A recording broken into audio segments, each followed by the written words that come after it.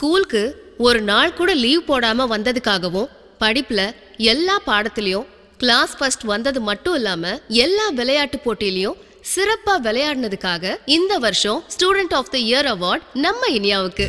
Come on Iniya.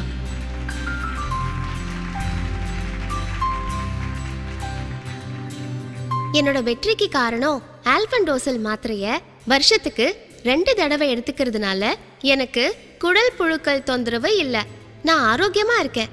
அது மட்டும் இல்லாம ஒவ்வொரு வியாழக்கிழமையும் மதிய உணவுக்கு பிறகு கவர்மெண்ட் இலவசமா கொடுக்கிற இரும்பு சத்து மாத்திரையை நான் தவறாம சாப்பிடுறதுனால ஆரோக்கியமாவும் உறுதியாவும் இருக்க முடியுது. அதனால படிப்புலயும் விளையாட்டுலயும் அதிக கவனம் செலுத்த முடியுது.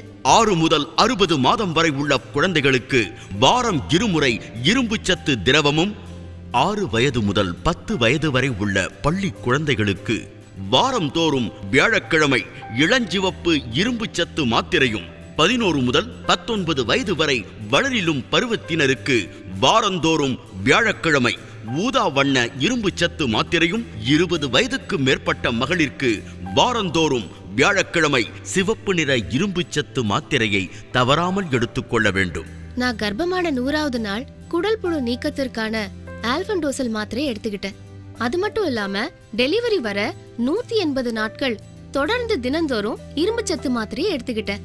அதனால எனக்கு ஆரோக்கியமான குழந்தை பெத்துக்கவும் உடல் வலிமையோடவும் இருக்க முடியுது.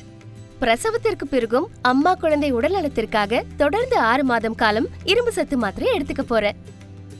ஆரோக்கியமான மூளை வளர்ச்சி மற்றும் நல்ல பிறப்பு எடையுள்ள குழந்தை பெற்றெடுக்க கர்ப்பிணி பெண்கள் மற்றும் பாலூட்டும் தாய்மார்கள் இரும்பு சத்து மாத்திரைகளை ஆரம்ப சுகாதார நிலையங்களில் மருத்துவர் ஆலோசனையுடன் இலவசமாக பெற்றுக்கொள்ளலாம். அங்கன்வாடி மையங்கள் அரசு மற்றும் தனியார் பள்ளிகள் கல்லூரிகளில் பயிலும் 1 வயது முதல் 19 வயது வரை இருபாலருக்கும் 20 வயது முதல் 30 வயது வரை உள்ள பெண்களுக்கும் பிப்ரவரி 10 திங்கட்கிழமை அன்று தேசிய குடற்புழு நீக்க நாளை முன்னிட்டு குடற்புழு நீக்கும் ஆல்பண்டசோல் மாத்திரையை தவறாமல் உட்கொள்ளச் செய்வோம். இரத்த சோகை இல்லாத வளமான தமிழ்நாட்டை உருவாக்குவோம்.